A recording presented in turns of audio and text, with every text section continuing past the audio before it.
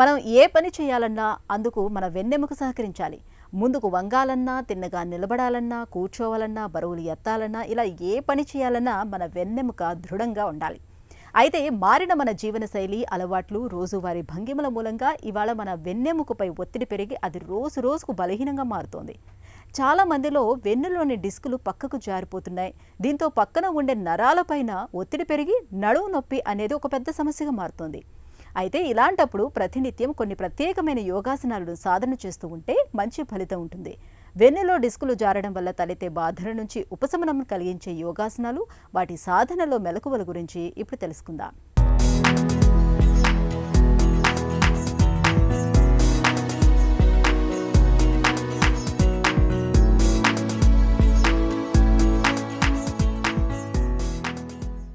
ఈరోజు మనం disc prolapse సమస్యకి కొన్ని ప్రత్యేకమైన ఆసనాలు, ముద్రలు ఏ విధంగా చేయాలో తెలుసుకుందాం. చాలామందిలో ఈ డిస్క్ ప్రొలాప్స్ సమస్య అనేటటువంటిది బాధిస్తూ ఉన్నది. వెన్నెముక ఆరోగ్యంగా లేకపోతే శరీరం అంతా అడుగు తీసి అడుగు వేయలేనటువంటి పరిస్థితి, పూర్తిగా బెడ్ రెస్ట్లో ఉండాల్సినటువంటి పరిస్థితి.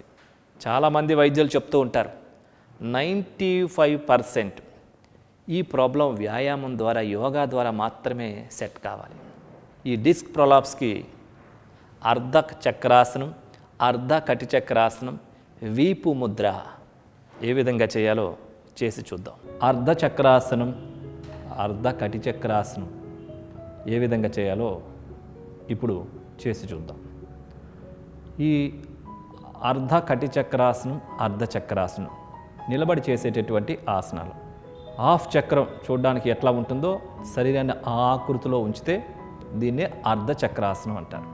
ఈ ఆసనం యొక్క ప్రభావం పూర్తిగా వెన్నెముక పైన, ఛాతీ కండరాలపైన, మెడ కండరాలపైన, థైరాయిడ్ గ్రంథి పైన పూర్తి ప్రభావాన్ని కలుగజేస్తూ ఉంటుంది. ముందుగా పాదాలు 2 జతలో ఉంటాయి. 2 to 3 ఇంచెస్ గ్యాప్లో పాదాలు ఉంచుకోవాలి. 2 చేతులు శరీర పక్క భాగాలు తాకుతున్న విధంగా ఈ విధంగా పొజిషన్లో ఉంటాయి. హెడ్ స్ట్రైట్గా ఉండాలి. ఈ స్థితిలో 2 చేతులు నడుం దగ్గరకు తీసుకొని వచ్చి సపోర్ట్ తీసుకోవాలి. ఇప్పుడు శ్వాసను తీసుకుంటూ నడుము వరకు చేతులు ఎక్కడైతే ఉన్నాయో అక్కడ వరకు ఆ పై భాగం మాత్రమే వెనక్కి బెండ్ చేయాలి. శ్వాసను తీసుకుంటూ ఎంత సాధ్యమైతే అంత పూర్తిగా హెడ్ని, నెక్ని, షోల్డర్స్ని,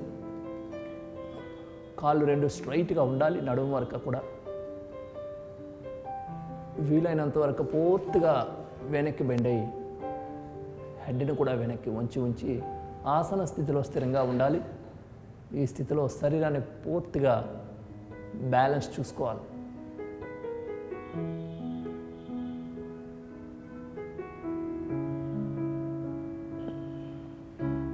ఇప్పుడు నిదానంగా యథాస్థానానికి రావాలి.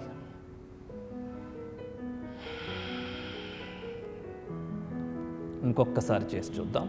శ్వాసను తీసుకుంటూ హెడ్ని, నెక్ని, షోల్డర్స్ని ఎంత సాధ్యమైతే అంత పూర్తిగా వెనక్కి వంచి బ్యాలెన్స్లో ఉంచుకోవాలి శరీరాన్ని.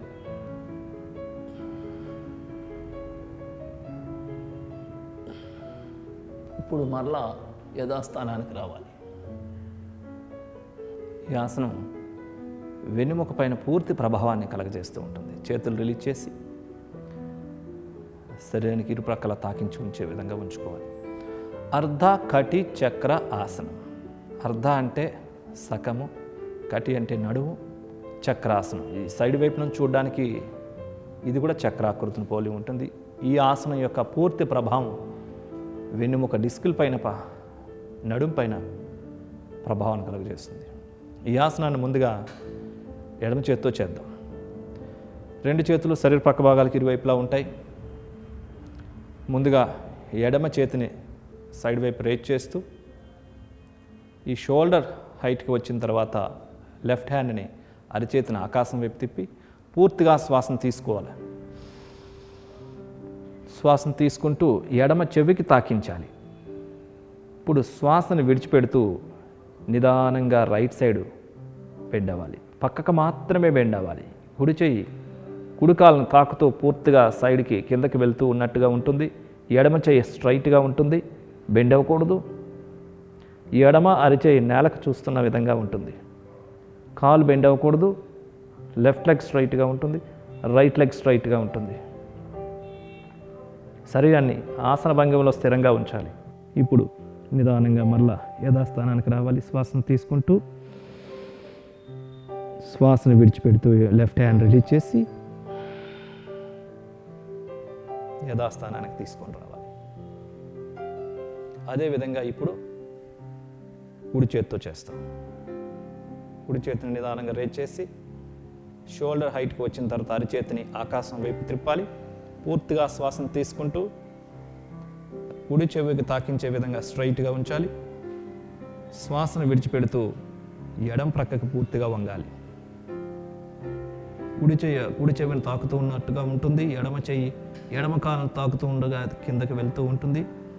రెండు కాళ్ళు స్ట్రైట్గా ఉంటాయి. ఫేస్ సైడ్కి ఉంటుంది. కుడి చెయ్యి బెండ్ అవ్వకూడదు.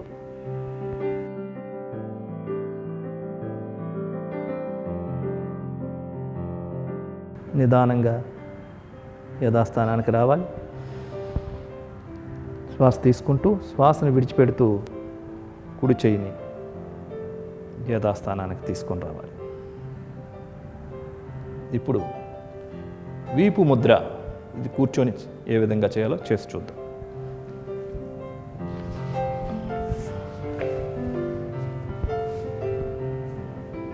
ఈ వీపు ముద్రని లేక పృష్ణ ముద్ర అంటారు. ఇది వెన్నునొప్పులకి అద్భుతంగా పనిచేసే ముద్ర. ఈ ముద్రని పద్మాసనంలో కానీ, వజ్రాసనంలో కానీ, సుఖాసనంలో కానీ, వీలు లేకుంటే కుర్చీలో కూడా కూర్చొని చేసుకోవచ్చు. రెండు అరిచేతులు ఆకాశం వైపు చూస్తున్న విధంగా ఉంటాయి.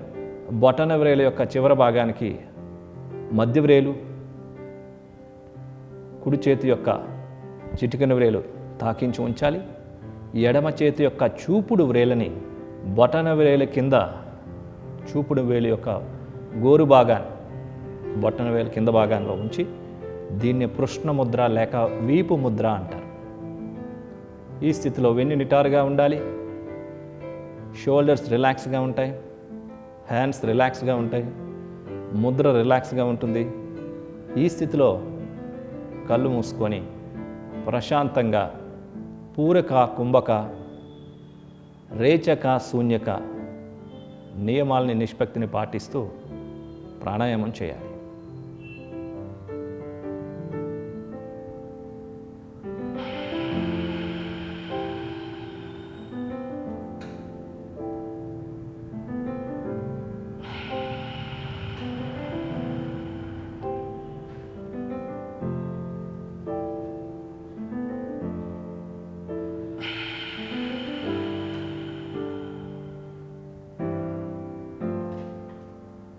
శ్వాసను విడిచిపెట్టిన తర్వాత ఆపాలి.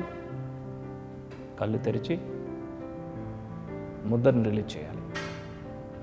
చూసారు కదండి, అర్ధ కటి చక్రాసనాన్ని ఒక్కొక్క సైడు 5 సార్లు చొప్పున చేసి ఈ వీపు ముద్ర ఒక బ్రహ్మాస్త్రంలాగా ఉపయోగపడుతుంది. 21 నిమిషాలు ప్రత్యేకమైన శ్రద్ధతో చేసినట్లయితే ప్రొద్దున్న, మధ్యాహ్నం, సాయంత్రం కానీ ఇట్లా కొన్ని తపాలుగా చాలా సులభంగా మార్పుని పొందవచ్చు.